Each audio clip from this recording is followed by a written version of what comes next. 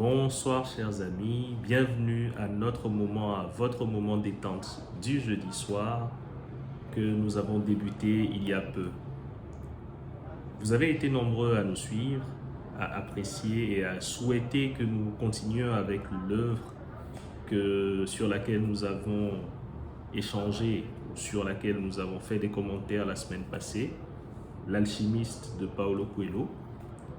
Nous allons donc, dans les 5-10 prochaines minutes, partager avec vous quelques passages de cette œuvre une fois de plus. Cette fois-ci, nous serons à la page 129, pour ceux qui ont l'œuvre, qui dit ceci. Le désert était peuplé d'hommes qui gagnaient leur vie parce qu'ils pouvaient pénétrer aisément l'âme du monde. On les connaissait sous le nom de devins et ils étaient redoutés des femmes et des vieillards. Les guerriers ne les consultaient que rarement, car il ne pouvait être question d'aller au combat en sachant d'avance à quel moment on devra mourir. Les guerriers préféraient la saveur de la lutte et l'émotion de l'inconnu. L'avenir avait été écrit par Allah et quoi qu'il eût écrit, c'était toujours pour le bien des hommes. Alors les guerriers vivaient simplement le présent, car le présent était rempli de surprises.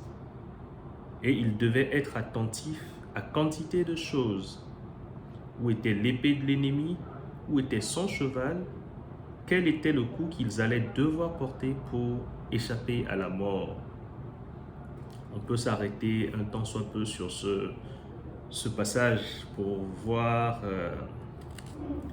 l'importance que les guerriers accordent au futur sans réellement profiter de l'instant présent.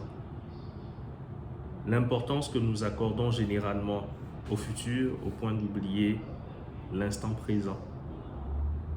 Et cela continue, le passage continue en disant « Le chamelier n'était pas un guerrier et il lui était déjà arrivé de consulter des devins. Beaucoup d'entre eux lui avaient dit de choses vraies, d'autres des choses fausses.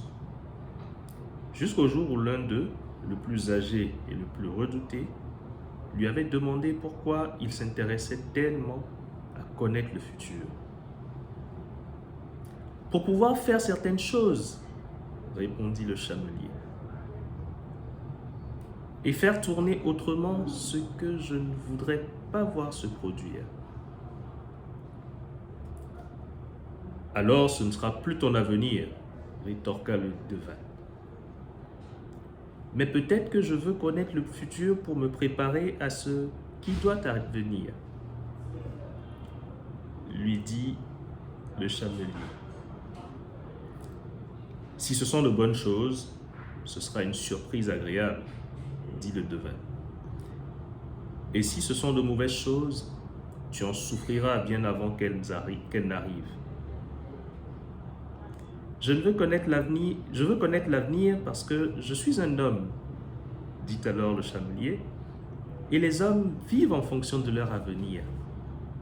Une fois de plus, nous voyons ce chamelier plus occupé à connaître l'avenir, quel que soit ce que cela lui en coûte, qu'à savourer l'instant présent, à profiter de l'instant présent.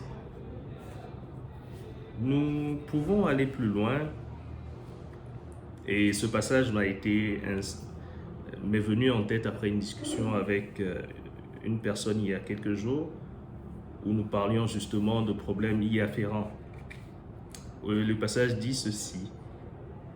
« Mon cœur craint de souffrir, dit le jeune homme à l'alchimiste, une nuit qu'il regardait le ciel sans lune. Dis-lui que la crainte de la souffrance est pire que la souffrance elle-même, et qu'aucun cœur n'a jamais souffert alors qu'il était à la poursuite de ses rêves, parce que chaque instant de quête est un instant de rencontre avec Dieu et avec l'éternité. La peur de nous engager, la peur de nous lancer à fond dans cette entreprise, à fond dans cette relation, à fond dans notre relation avec nos enfants, avec nos parents, avec nos amis, nous emmène souvent ou nous emmène parfois à détruire, pas forcément dans le mauvais sens ou pas forcément de la pire des manières, mais nous emmène à détruire l'essence même des relations que nous pouvons avoir ou que nous avons avec nos proches. Alors je nous laisserai avec une invite à donner sans compter, une invite à nous donner sans compter, une invite à faire de chacune de nos relations, chacune de nos expériences, chacun de nos engagements, une ode à l'excellence, une ode à la joie, une ode à tout ce que nous voulons, tout ce que nous espérons de meilleur. C'était notre moment du jeudi soir. À très bientôt et bonne nuit chez vous.